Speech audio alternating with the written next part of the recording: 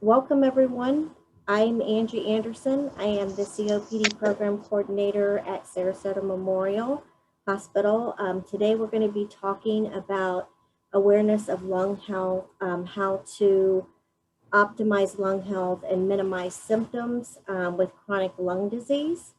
We have the privilege of having guest speaker Dave Henry, who is a registered respiratory therapist at Breathe Strong, and then Toby Thomas, who also is a respiratory therapist here at Sarasota Memorial, and he works over in the lung clinic as well. So welcome everyone, and thank you for presenting today. We'll go through the presentation and then we'll have questions at the end. If everyone can just wait till the end and then we'll go through some questions. So welcome everyone.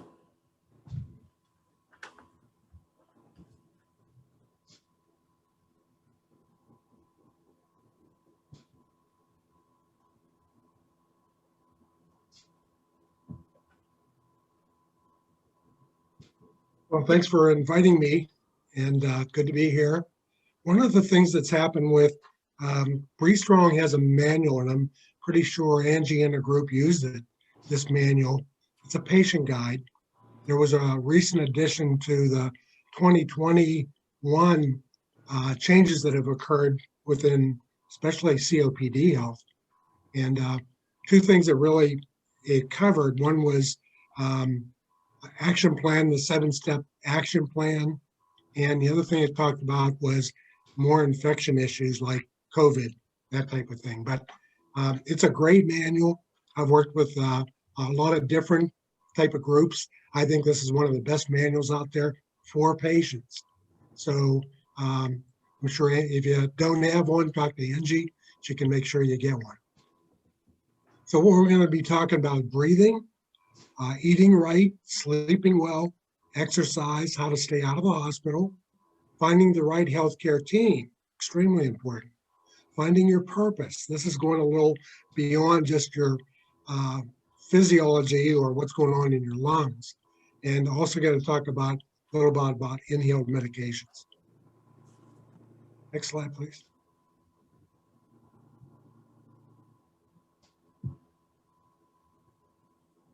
So if we look here, respiratory infections were the famous COVID is now on our screen. Think about what happened a little more than a year ago. We didn't know much of anything about COVID, but it's a huge part of our lives today, both whether we have either had it or exposed to it and treatment for it. So if you look at respiratory infections, common cold is a virus, and we know that people get that, and we have vaccines to take care of flu viruses on a yearly basis. Kind of interesting to think about COVID. My wife and I both got our COVID shots, so we're up to date now with that. But COVID will be very similar as far as vaccination. The question is how often will we need it and how effective will it be? My wife was telling me about a study out of Israel that found that the Pfizer vaccine in their testing is 99% effective for their population of people. That's pretty amazing. I think that's above what they expected. Pneumonia vaccine, again, extremely good idea to get it. I get it. I don't have lung disease, but I do the pneumovax and flu as we talk about it. So what do? Get your vaccinations, stay away from large groups of people, practice social distancing. So we know those have been ingrained into us already. Here's an important thing to remember. Respiratory infections do not cause COPD, but they can make people with COPD very sick. So that's why population of COPD patients needs to be extremely careful. Next, please. All right. So this slide's talking about staying healthy this flu season, as well as staying healthy with coronavirus. We know that both flu and COVID that certain people are more at risk than other people. These people who are at higher risk have underlying medical conditions, something we call comorbidities. Well, what are these medical conditions? They're listed right here: heart disease or heart failure like CHF, lung conditions like COPD, pulmonary fibrosis, asthma, also those with diabetic, ones who are undergoing cancer treatment, as well as people with weakened immune systems due to poor nutrition or maybe heavy alcohol use, as well as the elderly population. So, like Dave touched on with the last slide, what can we do as far as preventative measures? Wearing a mask in public and wearing it correctly, not wearing it below your nose, but wearing it over your nose. Nice tight seal there, nose and mouth. We definitely have seen people wearing them incorrectly. Avoiding close contact with people, large crowds, and probably the biggest preventative measure would be to wash your hands frequently and also correctly, at least 20 seconds long. You still want to remain active, walking outside, walking away from others while outside, exercising at home, maybe staying out of public gyms for now. And then obviously clean and disinfect common areas in your home often and regularly. And we touched on that 7-step action plan earlier. I think we'll maybe touch on it again in another slide or two. And then there's also, for more information, listed down there at the bottom, that CDC website. If you want more info, you can click on that. This next slide talks about COPD, and we're going to talk about this for a couple of minutes here. COPD is an umbrella term for both chronic bronchitis as well as emphysema. So what's the difference between these two? Both of these are obstructive, meaning you have no problem breathing the air in. The trouble is getting the air out. So chronic bronchitis is a long-term inflammation or swelling of the bronchioles, bronchioles meaning airways. With this disease, there's an overproduction of mucus, and because the airways are swollen, it's harder to get air out of the lungs. One way to illustrate this is shown right here on this slide. The open, healthy airway there on the left, that's what it's supposed to look like. And right next to the healthy airway on the right is the airway that has chronic bronchitis. It's inflamed, it's swollen, it's producing all that excess mucus, making it much harder to breathe. That mucus traps the air in the lungs. Now, as for emphysema, when we breathe air in, we're taking in oxygen. And when we breathe air out, we're exhaling the waste product. That's called carbon dioxide, or CO2. Where this gas exchange takes place is in tiny little air sacs at the end of the bronchioles or airways called alveoli. And we have millions and millions of these tiny air sacs, and it's a good thing that we do. With emphysema, these air sacs get damaged, making the gas exchange more difficult. You can see on the slide there the pictures of healthy alveoli versus damaged alveoli. And a lot of this damage is caused from cigarette smoking. So it's never too late to quit smoking. The last part of the slide here at the bottom talks about pursed lip breathing.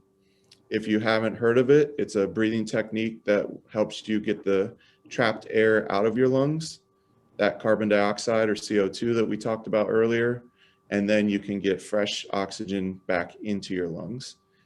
And if you don't know it or have never seen it done, you want to inhale through your nose and you want to purse your lips and do a longer exhale, forcing that air out pretty quickly, kind of. And a good rule of thumb is to make your exhale twice as long as your inhale. So maybe a 2-second inhale, 1, 2, and a 4-second exhale with your pursed lips. And doing that. And that's the gist of pursed lip breathing.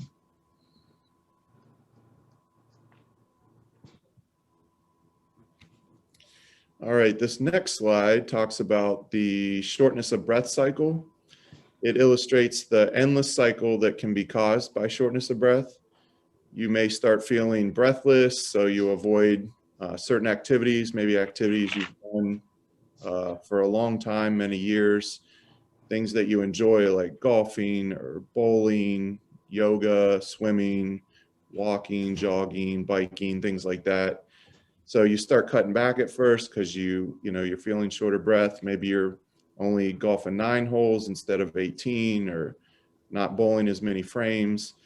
And the less you do, the more that your muscles will weaken. And in turn, you get more breathless. And now you're starting to feel depressed. And when you're depressed, you just don't want to do anything, no activities at all. So it kind of turns into this endless cycle that's all caused by the start of shortness of breath.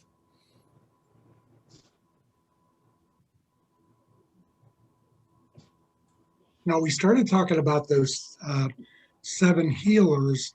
The first thing on top is actually your issue, and then below that is how do you fix it? What can you do? Well, first of all, and Toby talked about this, we're taking, I kind of laugh about it. I got a 4-year degree in respiratory, and what it taught me in 4 years is good air in, bad air out. So the good air in is getting oxygen in, bad air out is getting rid of carbon dioxide. But when you are having problems breathing, the way to counteract that is doing daily, notice daily breathing exercises. This includes some different parts, diaphragmatic breathing, learning to use just your diaphragm rather than all these accessory muscles that are in your chest. And then even as important, if not more important, is the pursed lip breathing, as Toby mentioned. And then general conditioning too. So that's very important. We'll talk about that in a second. Under water and food, I'm glad I'm showing you just a headshot, but you would see that I like to eat. But we need water and food, but we need to eat healthy. So eating healthy requires us to know what are good foods and bad foods for us to eat. What we know for sure is carbohydrates. If you have a high carbohydrate diet, it produces more carbon dioxide and it gives you more difficulty in your breathing. So you really got to look at balancing your diet so that you don't have that increase in carbon dioxide production.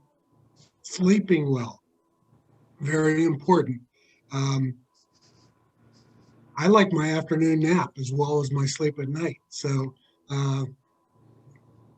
it's very important to get enough rest, as you know. So if you're having problems sleeping, get it fixed. A lot of people, now here's an interesting thing, with COPD patients, at least 50% of patients that have COPD also have obstructive sleep apnea. So that can cause your difficulty in sleeping as well as insomnias. There's like 90 different sleep disorders. So you may have your COPD and you may have something going on that is preventing you from sleeping. So you just got to get that figured out with your physician and get it corrected. Play and exercise, important that we're exercising on a daily basis. I like almost every day I take a bike ride, and that's kind of my form of exercise. But you do anything that really you enjoy and works you aerobically, which means that you're using up some energy and keeping your body healthy. So daily walking is good. And I think there's a plan in this book where you start off the first couple of days going 5 minutes, then 7 minutes, then 10 minutes. And so you work yourself up, as anybody does on an exercise program. So it's no different, except you're not going to do it as quickly as somebody that does not have that problem. Next is follow your action plan. This is extremely important. If you've worked with your physician, if you work through a pulmonary rehab program, if you work through this patient guide, you'll have an action plan. What do you do when you get short of breath? How do you handle it? one of the things that you learn right away is the breathing instruction with pursed lip breathing, diaphragmatic breathing, and getting yourself calmed down. A lot of trips to the emergency room by COPD patients is they just get out of control and they can't control their breathing and they end up coming in the emergency room. So if you know how to do the pursed lip breathing, abdominal breathing, and relaxation exercises, it'll keep you out of the emergency room a number of times. Sixth is healthy relationships. We can't live on our own. It's just not very easy to do that well.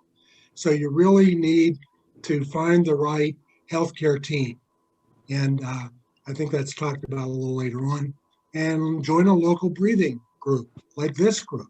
So Better Breathers Clubs are a great way. And there's other ones. I live close to the Villages up in central Pennsylvania. And we have a group that's been around for a while called the Airheads. So the Airheads is a COPD support group. Actually, we have a number of patients that also have pulmonary fibrosis. So we changed it from COPD to pulmonary support group because we're seeing other disease states, and the number of patients we find with pulmonary fibrosis seems to be increasing. And I think for a couple reasons. Number one, I think our diagnostic tools are better now. So, and some patients who thought they had COPD are found to have pulmonary fibrosis. So those support groups are very important. And lastly, find your purpose in life. Find things that you enjoy doing. If you have hobbies, keep doing them. Those are things, and especially if you get building relationships with people. We need each other. We really do. So those type of things are very important.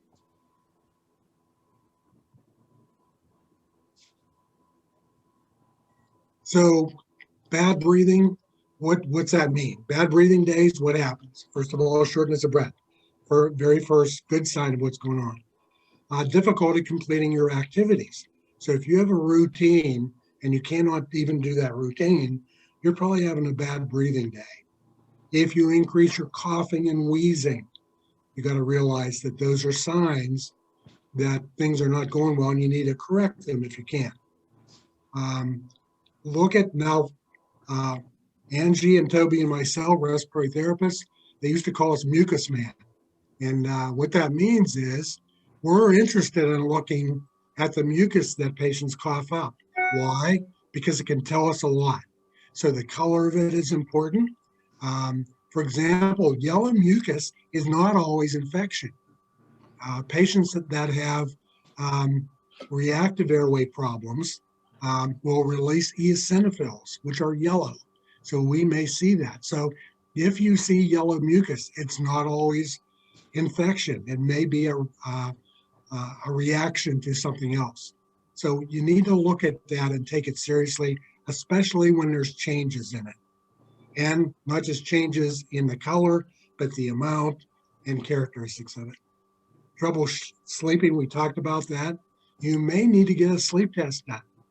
And I'm sure the Sarasota has a sleep lab, but a lot of testing is being done in home testing now, which for obstructive sleep apnea is acceptable to do a home sleep test.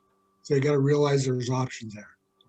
Low-grade fever means possible infection. You need to realize that. Just feels like you're catching a cold. So just make sure you know what your symptoms, you know your body better than anybody else. So watch for those symptoms, and at the beginning of them, kind of try to do at least some things that would help you get things under control. All right, so this slide, pretty straightforward here, talks about the two general categories of inhaled pulmonary medications.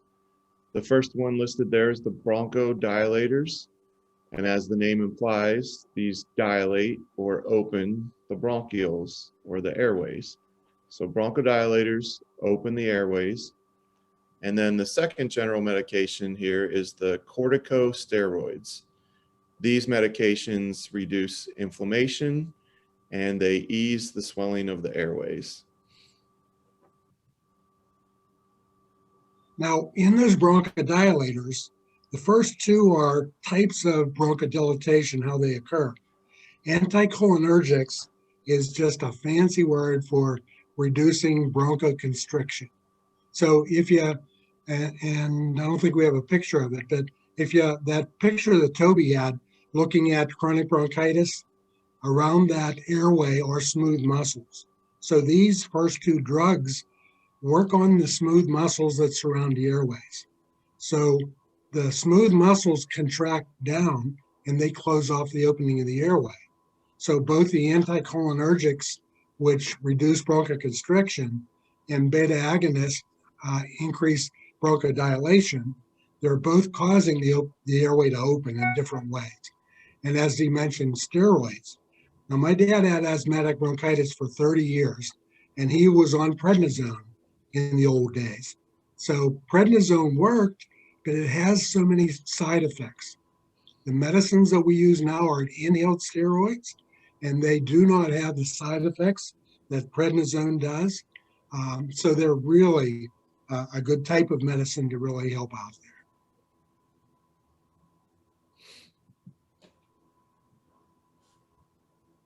Now, there's all kinds of them out there. You got to realize that when you take those steroids, we told you about some of them. Now, there's ones that are 24-hour long-acting inhaler. When I started in respiratory in the early 70s, the only thing we had in the United States were short-acting. So they only lasted 4 to 8 hours. Anymore now, you have ones that you can take twice a day, which are considered long-acting, or you can take ones once a day, which are long-acting also. And here's a bunch of different ones that are out there. You may be on one of these. The one that I notice here that's the newer one is pretty popular is Trelegy. So it also has the steroid in it. So it has 3 different medicines in it. Spiriva is another one that I notice quite a bit. And Nora, I think, is another one. Some of these are more popular than others, but they all are 24-hour long-acting inhalers. Now, these are the ones that you need to take twice a day. And you can see some of them, Ceravent, you may have heard of. Excuse me, Flovent, number of these. And there's some that are actually liquids too that you can take in a nebulizer. Now here's some information that I've seen for, as I mentioned, I've been in respiratory since 1972. So if you do the math, I'm an old respiratory therapist.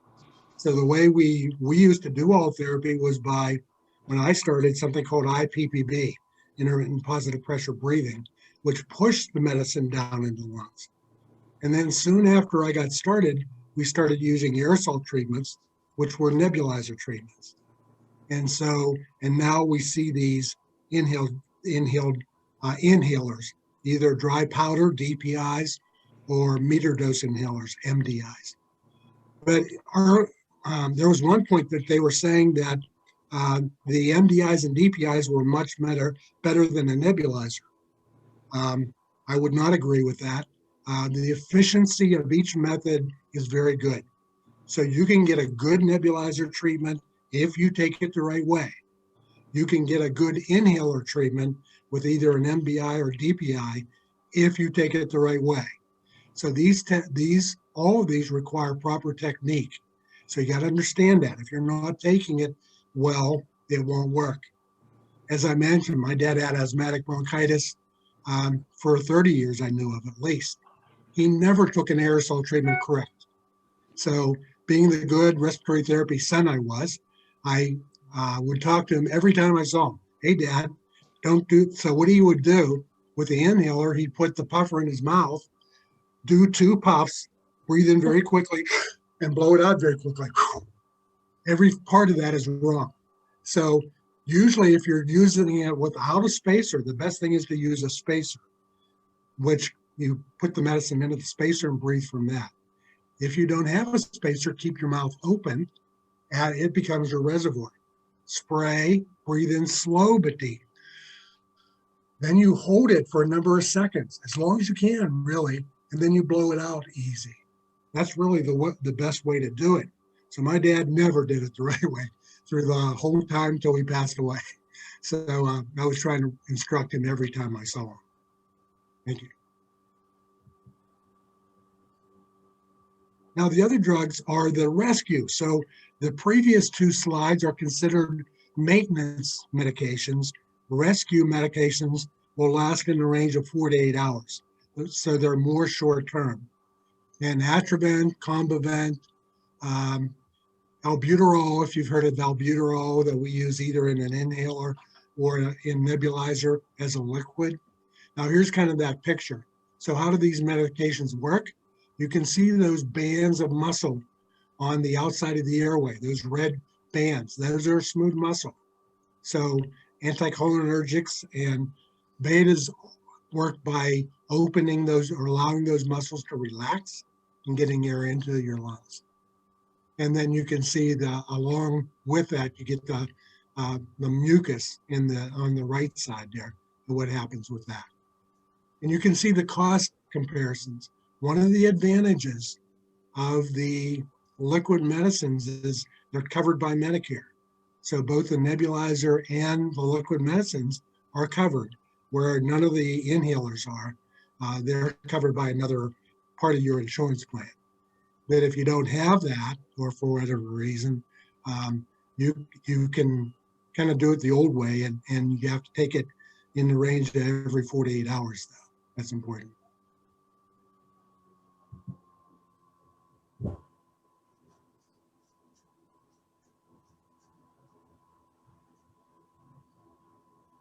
Here's what I was just talking about. So Part B drugs, and then you have the ones that you use with the nebulizers. I worked for a company that manufactured nebulizers, so I knew a lot about that side of it.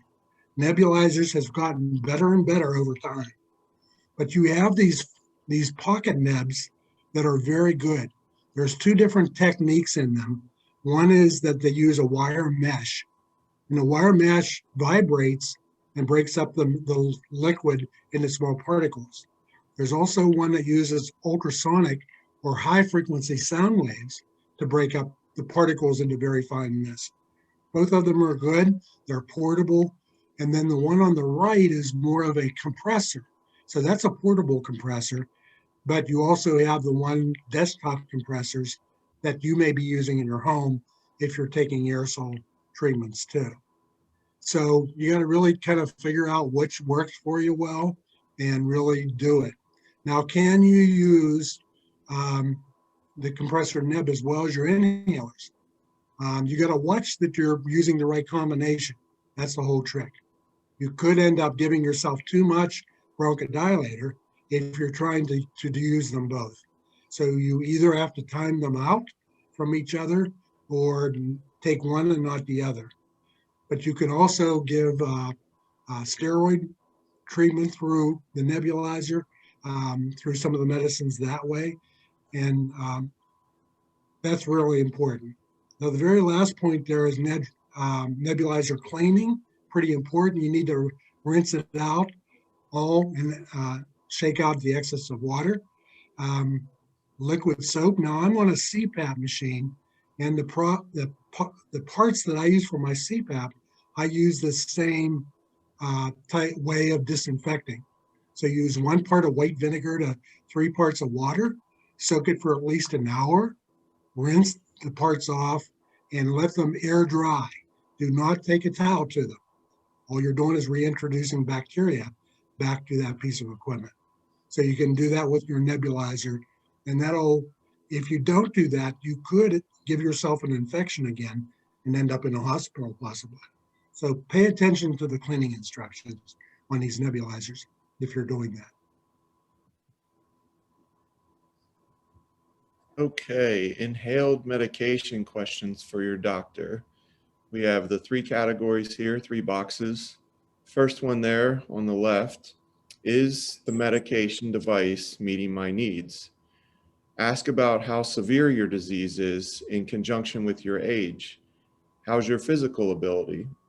How is your vision, your hearing, your dexterity, even your hand-eye coordination, as well as your strength? Do you understand the drug and what it's doing? And is it your preference? The second box there in the middle, do I have input on the right device for me? How about the costs, as well as the availability and the reimbursement? How about the convenience? The convenience talking about the size, the shape, how portable it is, how easy is it to use, how do I clean it properly, maintenance it, how long do I use it for? And then the last box there on the right, did I get proper medication device training? Were you given proper instructions? Did you get that customized one-on-one hands-on training? Did you get all of your questions answered? Sometimes we have a ton of questions and we feel bad asking so many questions, but you shouldn't. You want to get all of your questions answered. And then do you have a good follow-up? So all of these are good questions that you definitely want to ask your doctor.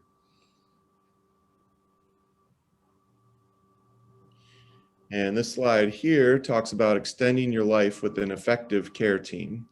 You got the two different teams here. The total care team, which consists of your primary physician, your PCP, nurse practitioner or physician assistant, your pharmacist, and then your registered dietitian. And then on the right side there, you have your respiratory care team. This includes the pulmonologist, your lung doctor, the respiratory therapist, like myself and Dave, the lung health navigator, and then the psychiatrist/psychologist. Do you know all of these people? Do you know them by name? Do you have their names written down? Do you have their phone numbers or their emails? Are those readily available if you would need to talk to them urgently about something? And then maybe keep a notepad handy so that you can write down questions when you think of them so that you don't forget. Sometimes you talk to them and you say, I had a question for you. I should have written it down. I forgot it. So keep a notepad handy and write those questions down when they come to you so that you have them available in the future when you talk to each of these people.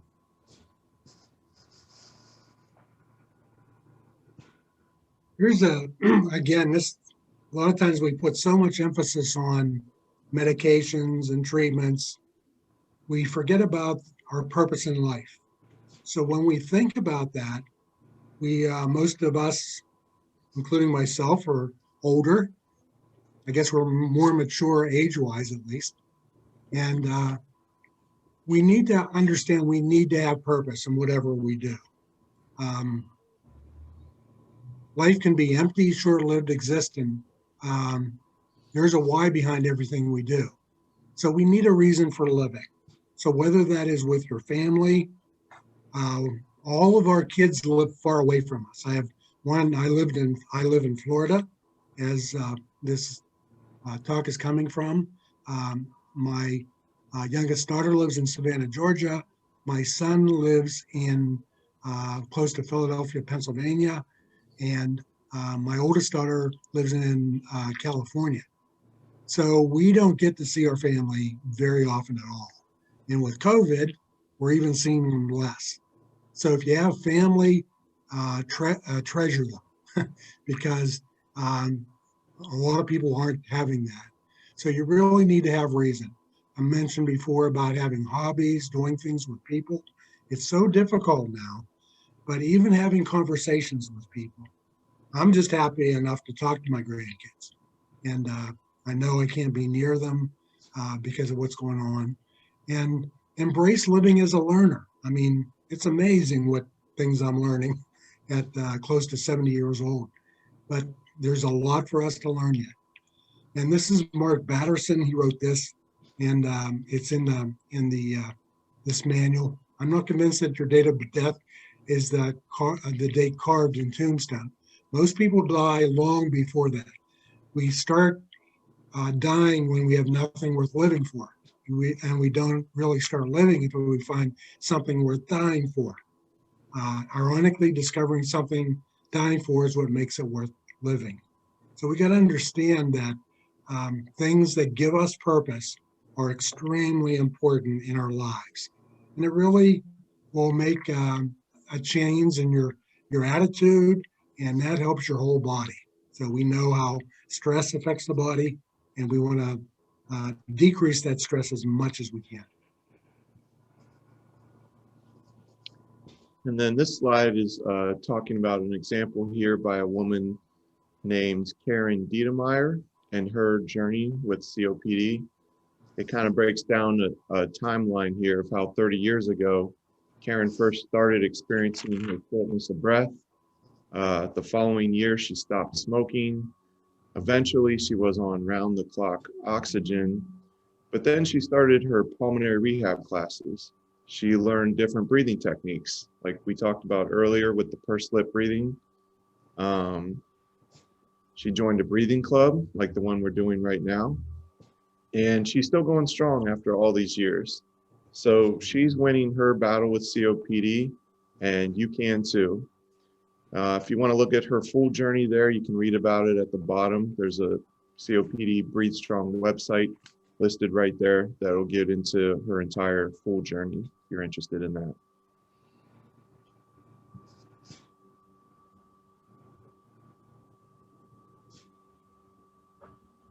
Okay, this is just a slide on the lung health clinic that we have here at Sarasota Memorial Hospital.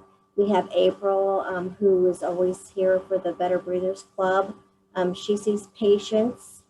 We just need a referral from your primary care provider, or through me, you can contact me, and I can facilitate that. And she offers resources, medication reviews, shows you how to use the inhalers properly, and she can do some diagnostic testing like spirometry and things like that. So it is a good resource. If anybody would be interested, you can reach out to me or email me, and I can get you set up for that. The main thing is to have a good care team that can provide care and give you the support you need to fit you individually, because everyone is different. So you need an individual plan that can, what's best for you, what works for you. And it makes a difference if you have that support and you have a plan, because it is a chronic progressive disease, but you can definitely slow things down by preventing exacerbations, hospitalizations, and having the best treatment plan for you. But I want to thank everyone for coming today. Thank you, Toby and Dave, for presenting.